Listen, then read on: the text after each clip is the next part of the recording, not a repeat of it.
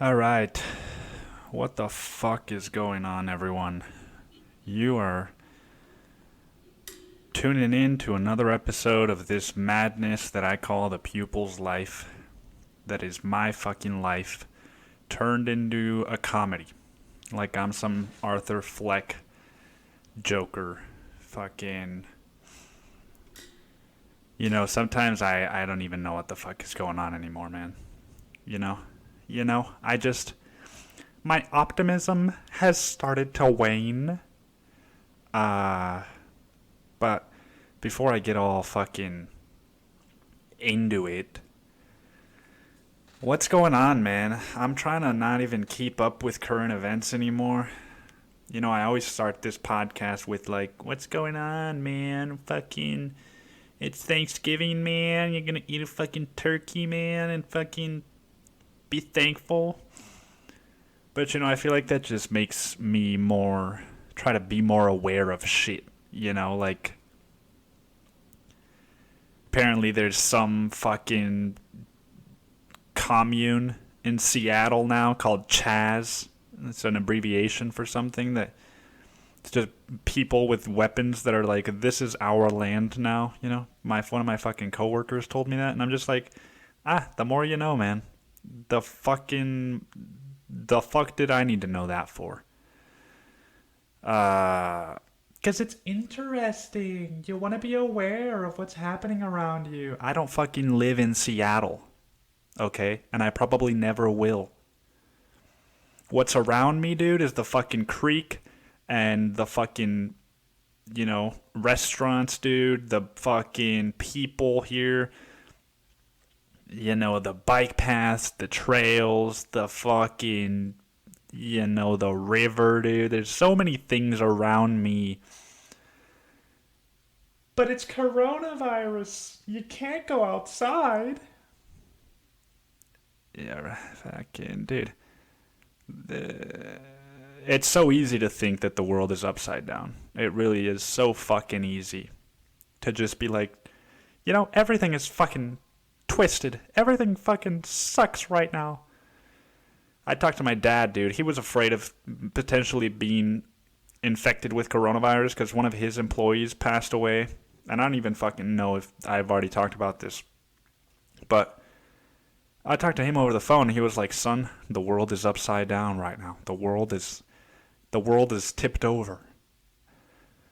And it took everything in me to just be like, dude, no, it's fucking not. The TV is upside down, dude. The 24-hour news cycles are upside down. The fucking internet is upside down, as it's always been. You step outside, dude, and it's fucking level, You look at the internet, dude, or the TV or the news cycle, and the world is upside down. But you step outside, dude, and it's fucking level. There's people swimming in the creek, dude. There's dogs on paddle boards. Fucking hot babes kayaking down the fucking river, dude. There's just like so much life going on around us. And it's very easy to choose to just, I believe in the coronavirus because that way I can elevate myself and feel better about myself, and then also not participate in life, It was fucking easy, dude. Staying inside for 2 months, dude, that was, now that I look back on it, dude, it was fucking heaven, man. I wrote a whole book. I fucking read a bunch of books, dude. I started making short films, like, I would just lounge around with the windows open and fucking summer, dude. I was just like, I was living large, man. That's what I was doing. I was living large, and my optimism ran out, man. My optimism finally fucking wore off. And I knew it, dude. I knew it was gonna come to an end. I've had this theory for a while that I've got, some kind of fucking instability, dude. Some fucking chemical imbalance or some shit. So like 600 days ago, I started measuring my happiness, dude, my moods with this fucking app on my phone. Every single day, dude, at 8 p.m., a fucking prompt pops up on my phone, and it's like, how was your day? And it has a really sad face, a sad face, a like meh face, a happy face, and then a fucking like woo face. And I thought that would fucking give me the answers, but you know, you have a bad day and then you're like, it wasn't that bad. I'm just gonna put meh instead of the really sad face. And then your fucking facts are skewed, just like coronavirus. You know, we all do it, man. We're all complicit in this fucking this thing that we call life. But yeah, man, my optimism wore off. And so now I gotta just fucking mope for a while. I'm just gonna fucking whine, dude, and complain and, you know, just be that guy for the next however many days that this cycle of energy needs. Doesn't it fucking suck, dude? You know, why can't I just be like average folk? You know? Why do I have to fucking have all these things that I'm like, so aware of? You know? Like, I'll tell you, man. I'll fucking tell you. I put in my 2 weeks at work today. You know, I put in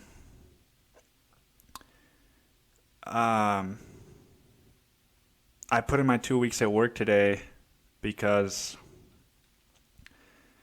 I had been trying to pretend that I was an average folk, that I could just fucking like ignore issues that are very troubling to my psyche and my emotional state. And it all just, you know, how many fucking times have you heard me go on and on this fucking podcast about how, you know, fucking fighting, dude, and people yelling at me and fucking shit talking me, dude, and people just fucking treating me with no respect, dude. And then I read this thing. Let me find it, dude. I read this fucking thing. You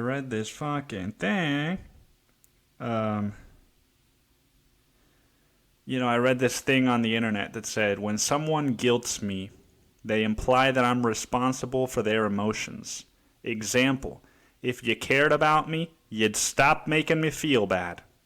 Anyone that tries to make me responsible for their life or their emotions is toxic. I know because I used to do that.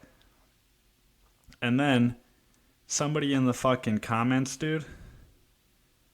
Somebody in the comments of that fucking thing said, what if it's about the other not respecting our boundaries even when we're clear? Does guilting them make us toxic? For example, in the time of coronavirus, you know I'm diabetic or have a condition. So if you really cared about me, you wouldn't hug me or make me anxious about that, even when you try to be funny. And then the fucking guy that posted it said, yes, dude, of course that's fucking toxic. Why are you staying there if they don't respect your boundaries? You know, if somebody's fucking making you feel uncomfortable about coronavirus, why are you around that person? If they're not respecting your boundaries that you set. Oh, okay, dude. So that got me thinking, you know? And I'm about to get into it, dude. I'm about to fucking get into it, man. So strap in, because we're going to go for a little drive down fucking memory lane right now. When I started at my job, dude, I was a fucking mess, man. Not at my job, but my life, dude, was in shambles. My relationship was about to end. I had just confessed to cheating, dude, for the third time in my life, which is, it carried a lot of shame for me and a lot of guilt. And I'd done this to the woman that I have probably loved the most in my life. I wasn't in a good place, man, but I had this opportunity, and I said, all right, man, well, this is what you gotta latch on to, When you feel like you're on the edge of something and you're about to fall off, just hold on, dude. Just hold on a little bit longer, and things will start to come around. And they did, man.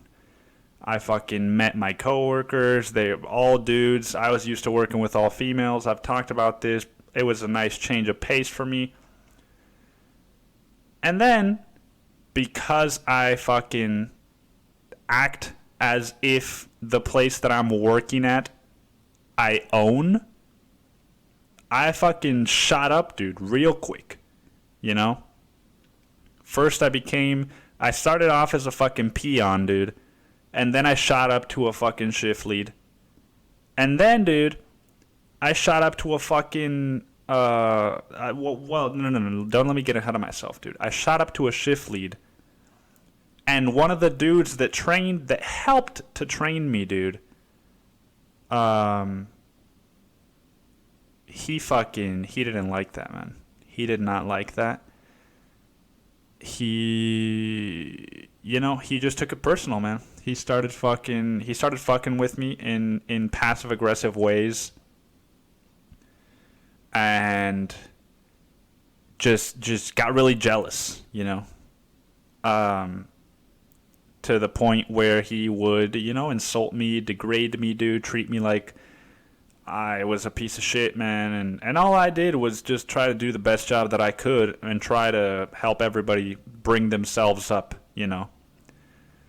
And if that means I'm like Michael Jordan, dude, and people want to think that I'm a dick, which is so fucking stupid that people are saying, oh, well, Michael Jordan was a fucking asshole. It's like, no, he wasn't, dude. All of the people that are being filmed in the documentary, they wouldn't be in the documentary if he wasn't the person that he was and he didn't lift those people up with him, dude. He fucking flew to Las Vegas to get that fucking Madonna's boyfriend, dude. I forget his name.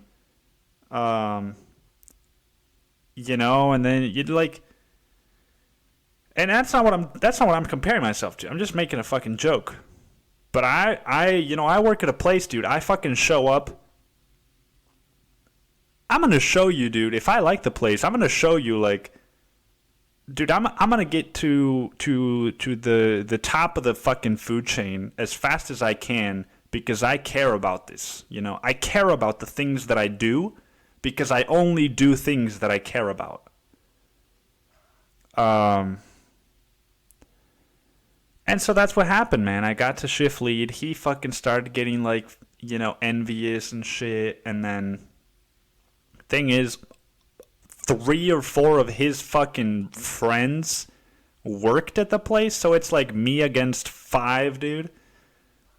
And, I pushed through it, dude. I was like, dude, I know that my fucking work ethic is fucking sturdy, dude. These guys are trying to bring me down. I'm not going to let it happen. And one by one, dude, fucking Schmelliot, dude.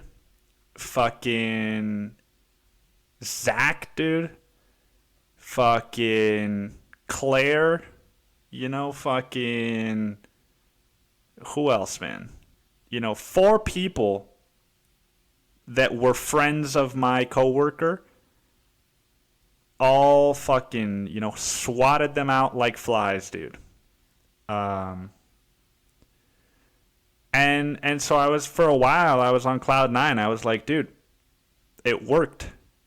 By only focusing on what I am doing and taking ownership of my fucking what I can bring to the table, the right thing happened, and the people that were bringing us down were removed from the equation. It took much longer, dude, than it should have, but it happened, right? And so that gave me faith.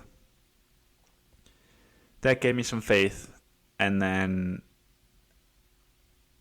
I was fucking promoted to assistant general manager with this other cat. And that was when it all fucking went downhill, man. You know, that was when it all went downhill. That was when the bomb started fucking tick, tick, tick, tick, tick, tick, tick, tick, ticking.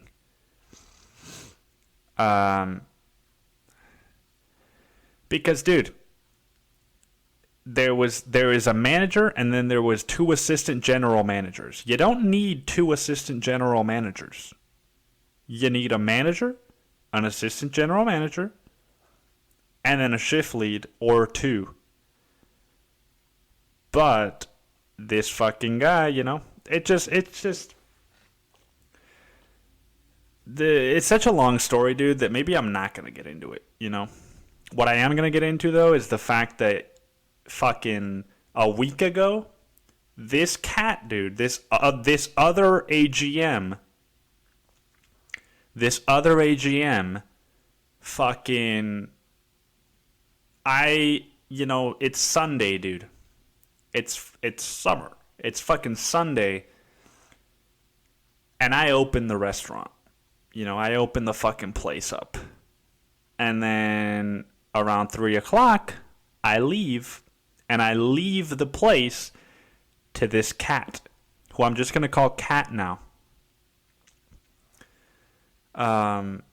Machine. I'm going to call him Machine. So I fucking, dude, what am I trying to say right now, man? I'm so fucking drained. I just got home from that fucking job, man.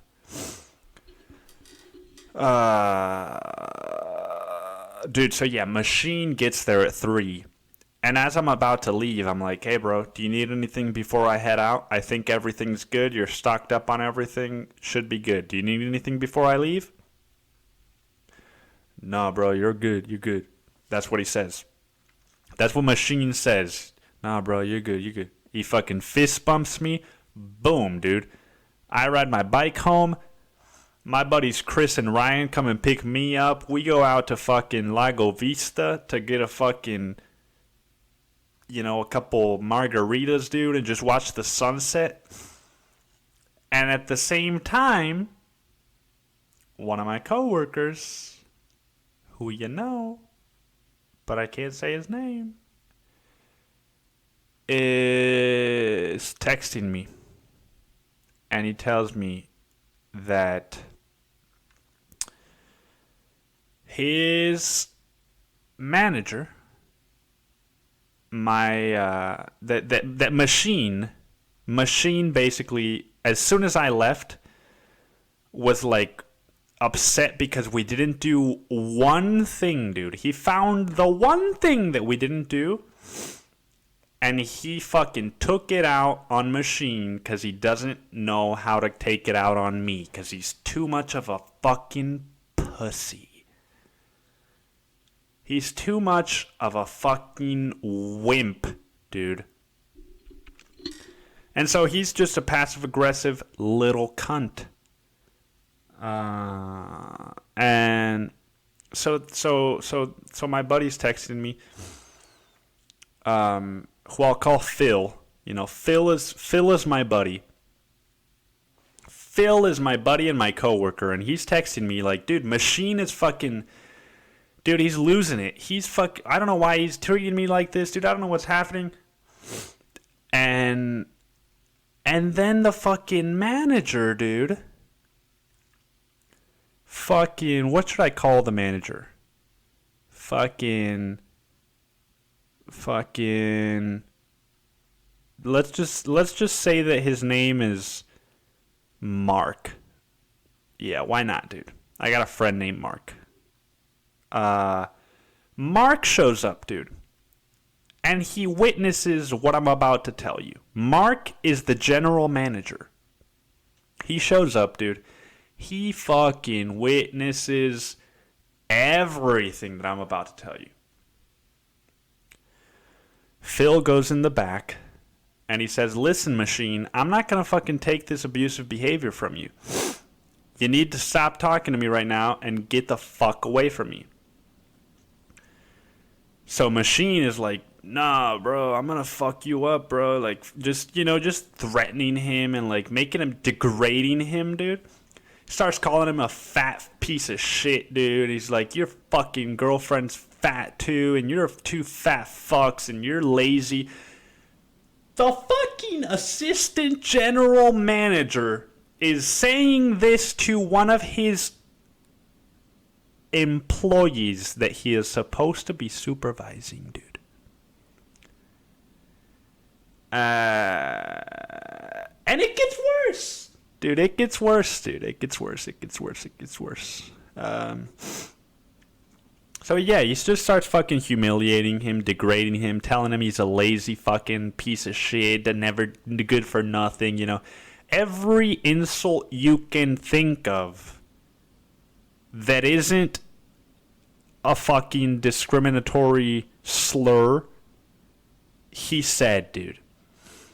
And I'm at fucking Lago Vista, you know, like with my buddies, like, dude, fucking Trump, bro, fucking, just, you know, pretending that we're, like, not talking about politics, even though that's what we were fucking doing, dude. And it makes me so fucking angry, dude, that we were talking about politics. But anyway, all this time I'm getting these texts, dude. My friend is just, Phil is just losing his shit. And at this point, you know, the Mark comes in and separates them. Mark separates them and he says, all right, well, just ignore each other. If you can't handle it like adults, just ignore each other. Which he's fucking done to me, dude.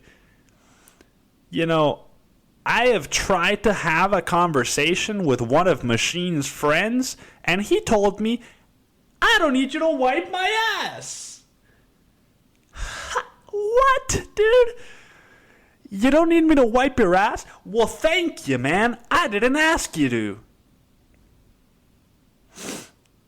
I did not ask to wipe your ass. And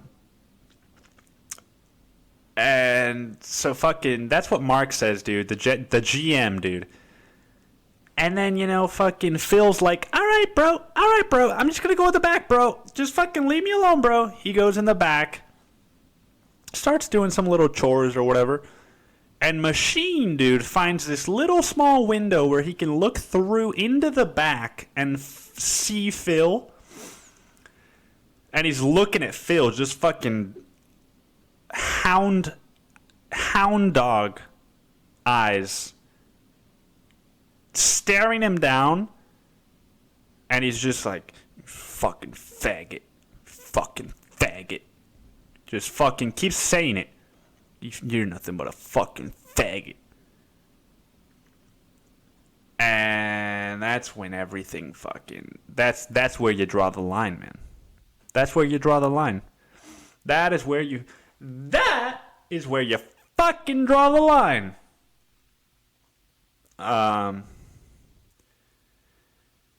Dude, this podcast might be like 2 hours, so just a little heads up. Yeah, man, Machine called Phil a faggot, and that is not okay, man. That is about as far from okay as possible, unless they were outside of work, you know. If then it's like, it's still not okay. It's still not okay, dude. But if it's outside of work and you're not his supervisor, dude, then it's just like, you fucking fag, dude. You're probably playing around, dude. You know? But in this situation, dude, in this context, you know, I stand up. I'm the type of person that's like, I can't say faggot anymore. What are we doing? Where do I live? In Syria? So I'll defend the word faggot to the end of days, dude. If it's used in the context of a fucking joke. However, how fucking ever, if a supervisor looks at somebody in a position that is beneath his, that he is supposed to be supervising, and says, fucking faggot, then you gotta draw the line. Do you not? And fucking Mark is there, dude, just like chilling or something. I don't even know, dude, because I wasn't there. I was just fucking listening to fucking Phil tell me this whole story through text messages. He was so fucking anxious, dude, and in pain that he felt the only person I can tell this to that will make me feel some kind of relief is me, is you, is fucking Nick, dude. The pupil's fucking life. And it's always the same fucking story everywhere I work, dude. People don't feel comfortable talking to the manager, but they feel comfortable talking to me, dude. So when am I gonna be a fucking manager? Huh? It's about time. He calls him a faggot, dude. He calls him a faggot. And immediately, dude, this is the reason why it's not okay to cancel comedians for saying the word faggot. Is because most of them, like me, when they hear the word being used in a hateful way, will fucking do something about it. And the odds are that the person who is trying to get them canceled, if they heard the word faggot in the same aggressive, hurtful, hateful context, wouldn't do a goddamn thing. They would just look down at their fucking iPhone and tweet about it.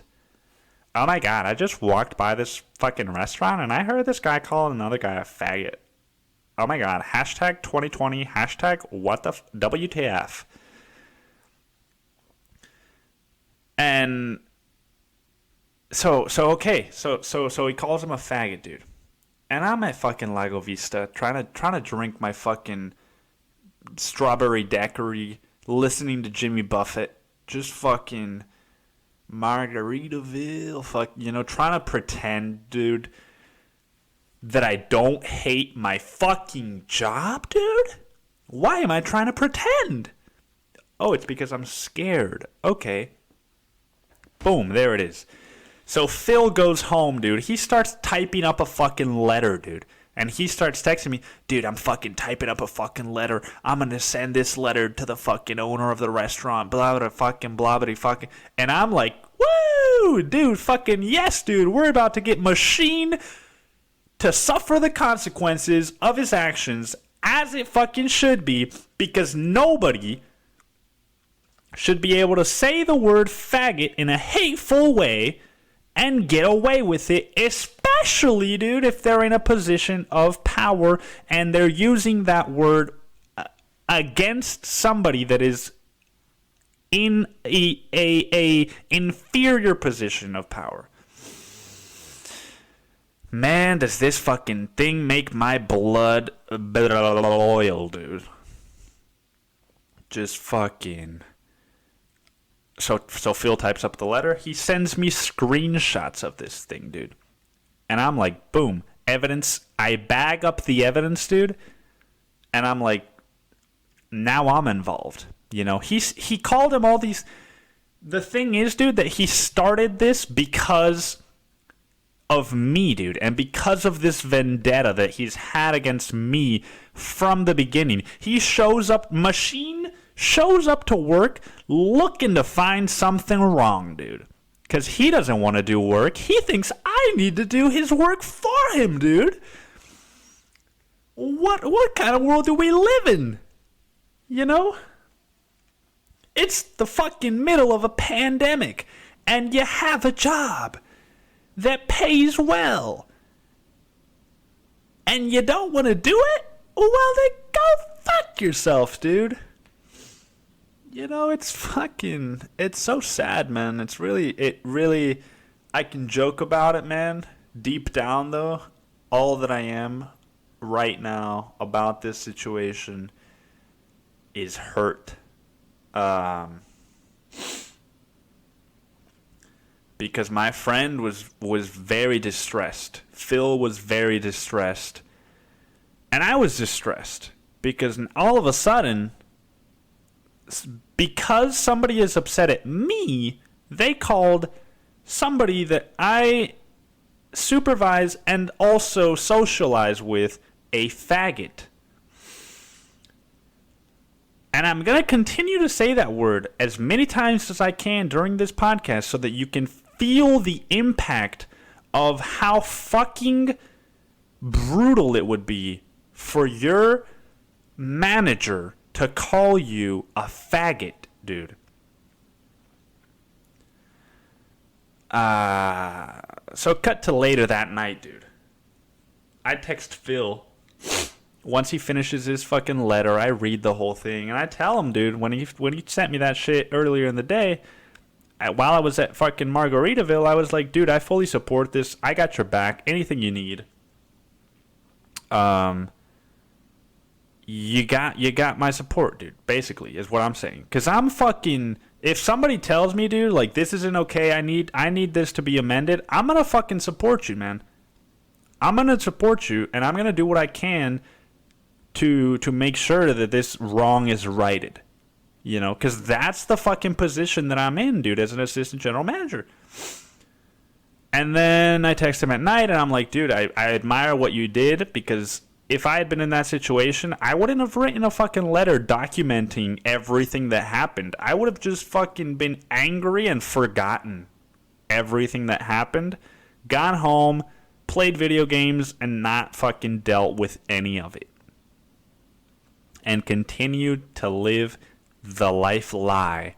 Or I just would have fucking dropped him inside of the restaurant and, you know, fucking gone to jail, you know. One of the two. You decide whichever one you think is best.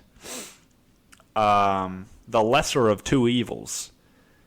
So I text him this, dude. Like, I admire what you're doing. I think it's great. You got my support. Hope you have a good night, and I hope you're feeling a little bit better. Sorry you had to go through that today. Boom. Send. Immediate reply. Oh, haha, about that. I'm not actually going to send that to the owners anymore. Fucking detonate.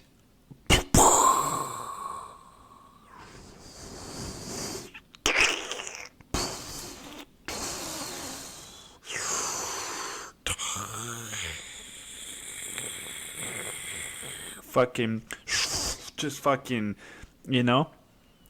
I'm fucking trying to like scramble to get in a refrigerator, dude, when a nuclear bomb just fucking is detonated, dude. So Phil is, you know, dude, you know abusive relationships? Have you ever been in one?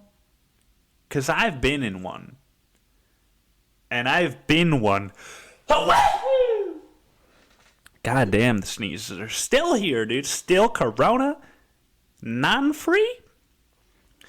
Dude, I got my temperature checked today at work, and it was like 100.5. And fucking Mark was like, oh no, that's not good. And I was like, I'm sure I'm fine, dude. And it was like, well, you do it again. And I fucking go in the fucking dish pit, try the thing again, 100.7, dude.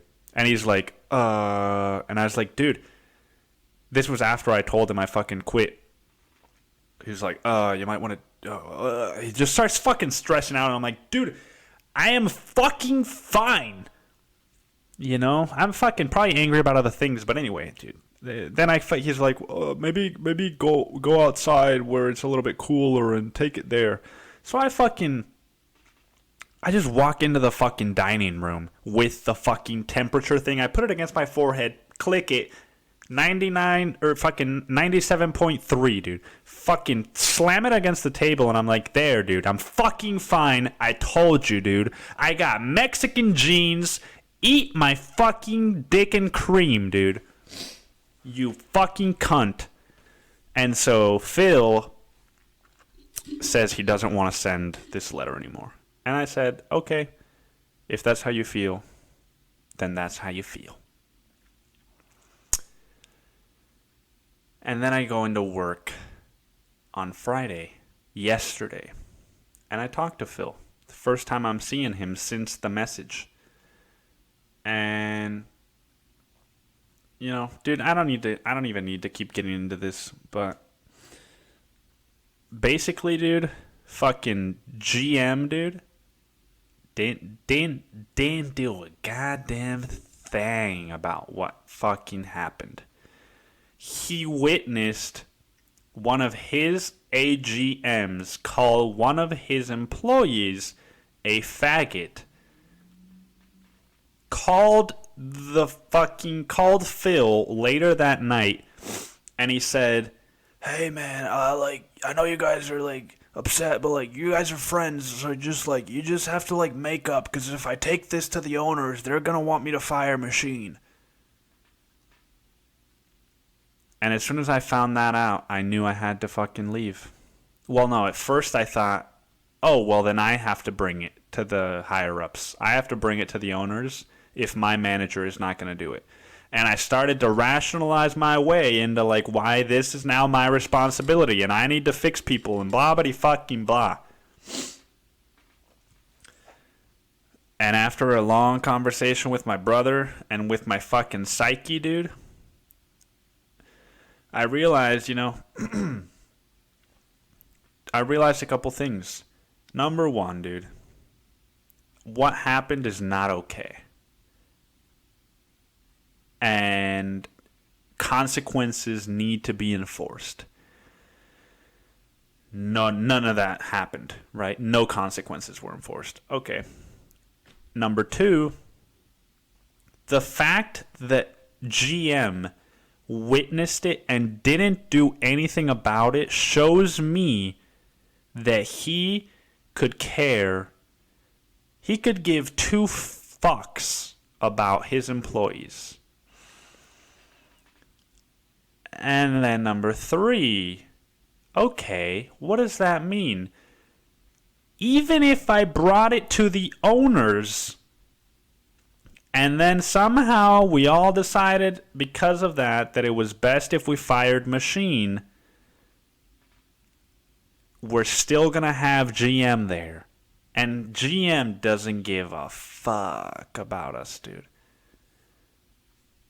And I can't look at myself in the mirror and get out of bed I can't get out of bed every day and look at myself in the mirror before I fucking go to work knowing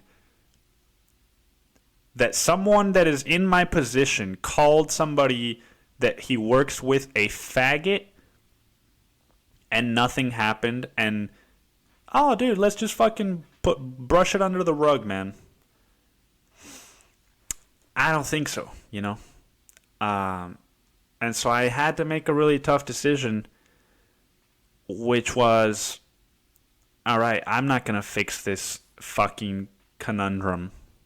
As much as I see the way, dude, and as much as if I was the manager, I see, and I told the GM, dude, I told Mark today, I told him, man, hey, I was made aware of what happened and of how it was, what the response to that was,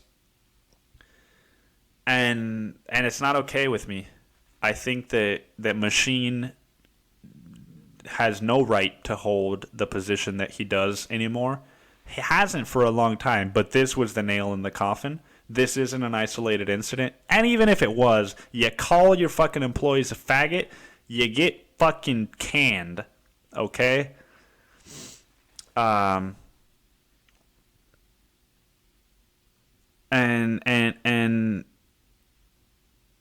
so that means that I've gotta get out of here, man. Because you don't I don't trust you, basically. If somebody can come in here and call him a faggot and get away with it, that means they can come in here and call me a faggot and get away with it. And I'm not going to let that happen, you know? I'm not going to be... Dude, just the fucking... do I even need to go? Do I need to go any further, man? I don't think so. But it was I don't know. I feel like I learned a lesson, which is, again, I don't know. I have to relearn this lesson all of the time, but it's basically like, dude, I can't change other people. You know? I told Phil, like, dude, I might bring this to the owners if you don't. And he was freaking out, dude.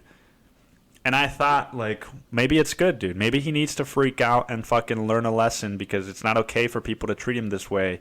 And I'm going to be the person that teaches him that lesson. And then I was like, dude, check your fucking ego.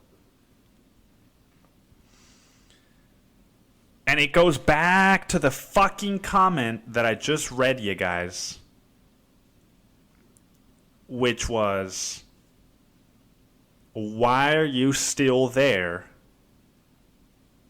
if they're not respecting your boundaries? And that's the question that I had to ask myself.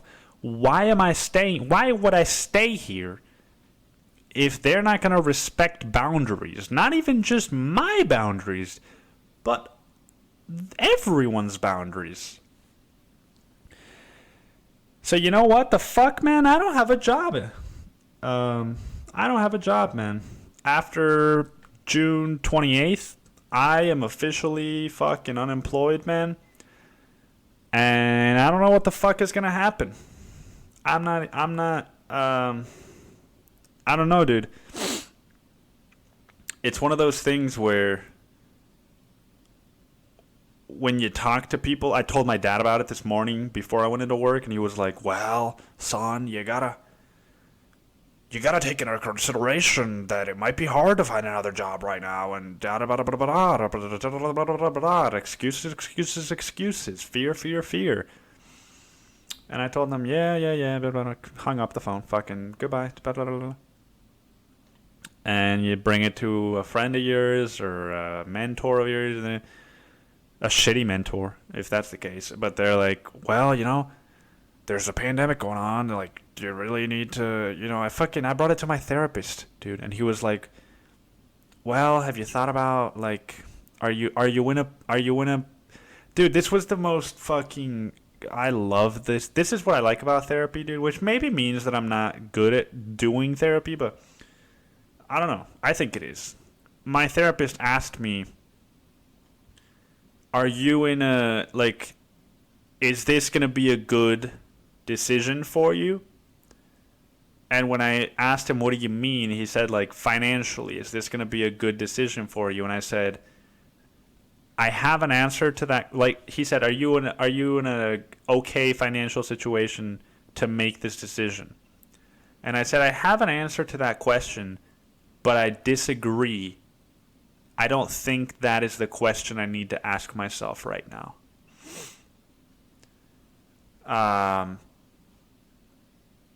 What I realized is that I wasn't able to go to bed until 3 a.m. last night, and every night subsequently, or fucking prior to that, however you say that. I have dreaded going into work for the last 6 months. I've been mistreated. I've been abused, dude. Like, verbally abused. Emotionally manipulated, dude. Fucking gaslit. I've been so many things at this fucking job. And I also went on a date yesterday, and the whole time I was just thinking about this, dude. And it's fucking like a disease just fucking infiltrating into my personal life. And I realized, dude, like I told my therapist, man, I have an answer to that question. The answer is I have some money saved up, so I've got a couple months saved up, right? I've got a couple months worth of saved up. But that doesn't come into play, dude. What matters is how I feel. And how I feel is that I can't keep going into this fucking job. I can't, dude. And I think that asking yourself, but what about money? What if it's hard to get another job? That's fucking life, dude. That's life. And to stay at this job because I'm afraid of, well, what about money? What about this? That's trying to control outcomes. And I told this to my brother. I said, I write about all this growth and all these things that I'm doing and learning about and blah, blah, blah. This right now is a time for me to put my money where my mouth is. Fucking Black Lives Matter, dude. Fucking coronavirus. All the fucking people that are virtue signaling and all this bullshit, dude, that what they don't understand, man, is that the only way that you're going to make a real change in this world is by starting with yourself. And what does that look like? Well, people always ask me this because they disagree with me. And what that looks like is exactly what I'm attempting to do right now, dude. Oh, you fucking hate your 9-to-5 job, going into an office and sitting there, and it gives you anxiety and it makes you feel like your life is meaningless because it's not serving any purpose other than to fucking make money for people that you hate, that are your bosses, and you're not doing art anymore and you're not writing anymore and you hate everything except going out for beers with your friends because then you can get drunk and forget about your troubles, right? But I'm going to fucking go out and drink beers and then complain about fucking Trump because he's a terrible person and I'm so virtuous and fucking yada fucking yada fucking yeah. How about you fucking start with yourself? Oh, you hate your job. Can we start there, dude? Well, no, it's more important to go vote. It's more important to say that I care about Black lives right now. It is much more important because if I donate, then I appear to be what I want to appear to be. It's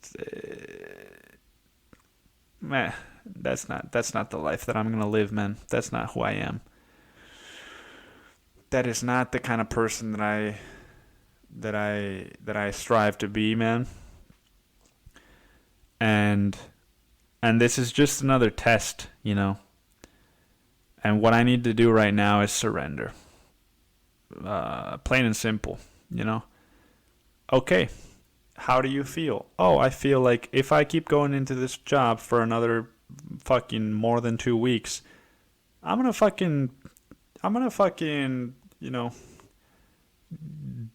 don't know, dude, but I'm gonna fucking have a meltdown, man. That's what's gonna happen.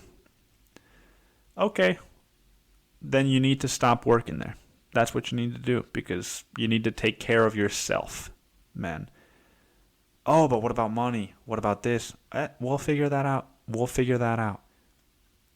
You can't control what ifs. What you can control, dude, if you don't want to be a motherfucking victim like the people that say, fucking Trump, that, just fucking blabbing, dude. Like they know something. Like they're not just regurgitating something that they heard their fucking liberal friends saying at a bar, at a fucking hipster bar, fucking yeah, what you can't control is that, man, not being a victim. Because again, why do I need to stay there if they're not respecting my boundaries, dude? Oh, you're gonna call one of my coworkers a faggot, dude. Oh, wow. Oh, and Mark, the GM, dude. You've got 4 kids and a wife, and you're okay with this, dude? Good luck, kiddos.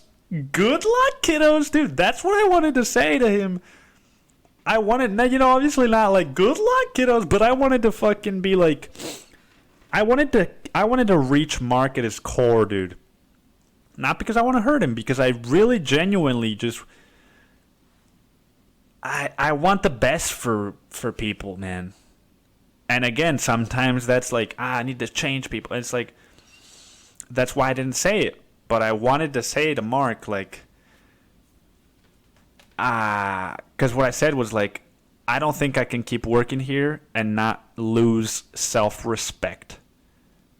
Because I can't, like I said, I can't even look at myself in the mirror and come work here and knowing that happened and nothing was done about it. And what I should have added on to that, or what I wanted to add on to that, was think of the message that you're sending to your kids by creating this kind of work environment. Because you're unhappy too. And you go home and you don't even see your kids very often because you're you're overworked because you won't hire somebody because you're lazy as fuck. Or maybe that's how you do it because you don't want to be with your kids because it's too painful for you. I don't fucking know, dude. It's not my job to know. But you know what, dude? Good luck, kiddos. Good luck fucking dealing with the repercussions of a fucking twice married fucking, just a fucking mess of an individual, man. He fucking lied to my face, too. I told him, like, this isn't okay, dude. Something needs to be done about it. And he's like, well, I mean, I took it to the higher-ups. And in my head, I'm like, no, you didn't, dude. You called Phil, and you said, if I take this to the higher-ups, machine's going to get fired. And I don't want to do that, so you got to make up with him. Oh, really, dude? You took it up there? Fuck you. And fuck your rationalizations, man. You really fucking hurt me, man. You really hurt me. And you should be fucking grateful, dude, that I didn't just fucking walk in there today and say, you know what, dude? Good luck. And go fuck yourself, man. Because that's what I wanted to do. See how he feels. Call him the F word. It's fucking unbelievable, man. It's fucking unbelievable. For a fucking late 30s, almost early 40s male, father, dude, of 4 children, to witness one of his employees being called a faggot, dude, and to just be like, come on, guys, just fucking right. And it's like, nothing happened the next day. It's like, really, man? You got another thing coming to you, man. Your children, God bless their souls, man. I hope I'm wrong. But if this is the kind of message you're sending at work, I can't even imagine the kind of message you're sending at home, dude, where you're not even at most of the time. You spend more time at work, and this is the message you're sending us? But then you go home for 2 hours a night to go to sleep and decompress and drink some fucking booze? What kind of message are you sending to your fucking children, man? That it's their fault. And And there's so many things about this that hurt me, man, that cause me fucking pain. And at the end of the day, it's my decision whether or not I keep putting myself in that environment. So what's gonna happen? I don't know, man. It's worked out for me every time before this one. And sure, we're in the middle of a pandemic, supposedly. But, you know, I don't know, man. Fucking, I came home tonight. I put in my 2 weeks. This is the thing, man. This is the thing about surrendering, man. And just fucking, and also not listening to other people's projections, is that I put in my 2 weeks today, and I got home and I got a text message from somebody that I had told I put in my 2 weeks, and they said, hey, my girlfriend works at this restaurant that desperately needs servers. She makes 1,000 plus a paycheck, and they're looking for 15 to 30 hours a week. Oh, really, dude? You know, I'm not saying that that's my next job. I'm not saying that, but just don't act out of fear. Because that's going to make you a victim, dude. And it's going to make you be a part of the problem, not a part of the solution. And, you know, if that's what you want to be, then by all means, man, follow your dreams, you know. Go post that Blackout Tuesday. But if you really want to make an impact on yourself and on the people that you love, you have to lead by example. And sometimes that looks like doing something you're scared shitless of doing, and just saying, I trust myself and I trust that I can solve this hiccup. And if not, then that's what was supposed to happen, you know? Because at the end of the day, man, I could walk outside and get fucking smashed to pieces by a fucking bus. And so, what are we all after? You know, in the end, I think it's meaning and love, dude. And I'm not getting either one of those things at this place. So, that being said, man, what am I at right now? 50 something minutes? All right. That being said, man, yeah,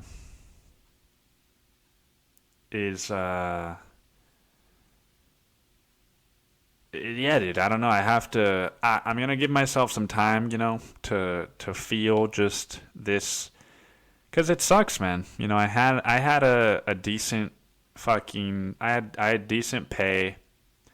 It was in a nice neighborhood, man. It was a good job. And it just sucks that internally the wrong people got away with it again, you know.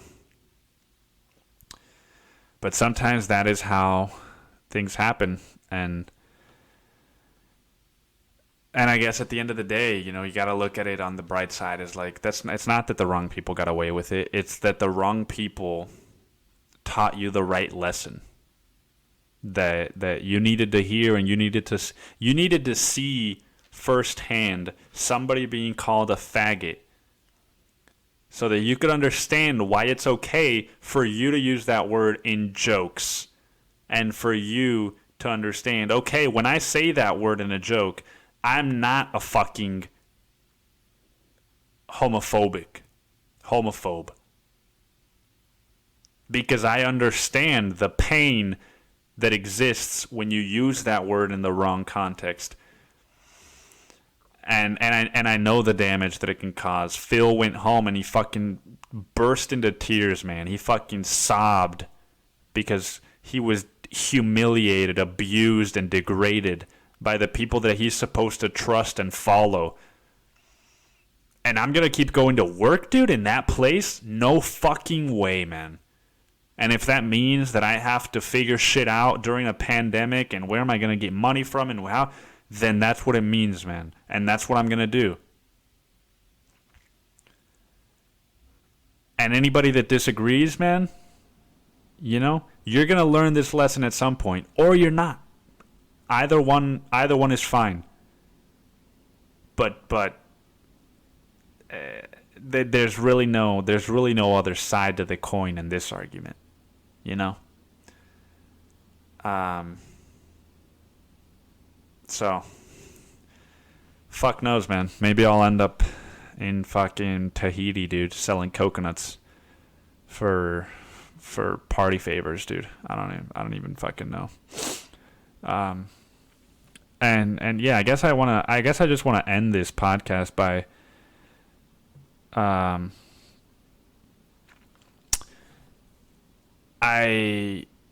a lot of times, man, the reason that I make these decisions outside of like this is how I feel and I need to honor my feelings is because, and I know this sounds fucking like I'm full of myself, man, but I've seen it firsthand and I have felt it firsthand, the impact it can have on the people around me. Whether that is my friends, romantic partners, family, coworkers, people on the internet that read my things or listen to this podcast. I write about my life on Medium, and I write about the things that I learn. And this guy Joshua, he stumbled upon one of my articles, enjoyed it, read another one, enjoyed it, read another. He ended up reading a few of them, and he commented on one of them, and what he commented was, "I love you, man. I just discovered your essays today, and I've read maybe 5, but I love you. I see myself in you. At first I felt shame and embarrassment at your vulnerability. Then I realized I felt those things at myself, and was automatically encouraging the repression which my parents have always suffocated me with. Seeing this, I was able to see you as a person in pain, deserving compassion and understanding. And in doing that, I saw somewhat that I am able to feel that for myself. You've made me feel less alone today and more willing to let go of my shame." And if that's not what it's all about, man, then I don't know what the fuck it is about. If that's not what we're here for, then I don't know what the fuck we're here for, man. If it's not to be connected to each other on a deep and personal way, where somebody can see you in pain and from your pain learn about their own pain and have compassion for themselves because of that pain,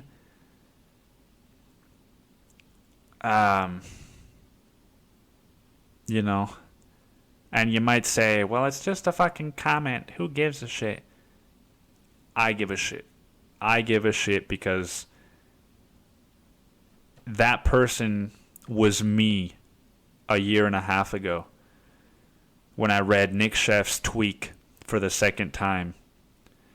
And I had just cheated on my girlfriend at the time, and I was beating myself up. Just saying, you done it a third time, you're a piece of shit. Third time is, third strike and you're out, man. You don't deserve the things that you're getting because you're a piece of shit for cheating on this person and hurting them. And you can't tell them. You're going to have to live with this for the rest of your life, with this guilt. You can never tell them because then you're going to hurt them, dude. And I was just in this deep hole, dude, of shame and pain. And I was reading Tweak. And if you don't know what that book is, look it up. Timothée Chalamet played this guy in the movie Beautiful Boy. It's a memoir about a meth addict. And as I was reading that book, I felt what Joshua felt. You know, I felt love for this other Nick. And I felt this shame of like, man, he's really damaging the people in his life. But then I saw I was damaging the people in my life. I had just fucking cheated on somebody. And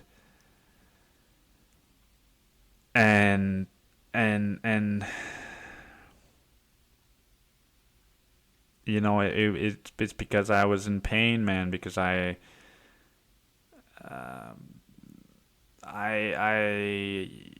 so many things, so many layers, but because of Nick Sheff and because of that memoir, I was able to write my own memoir, and I was able to be honest with my partner.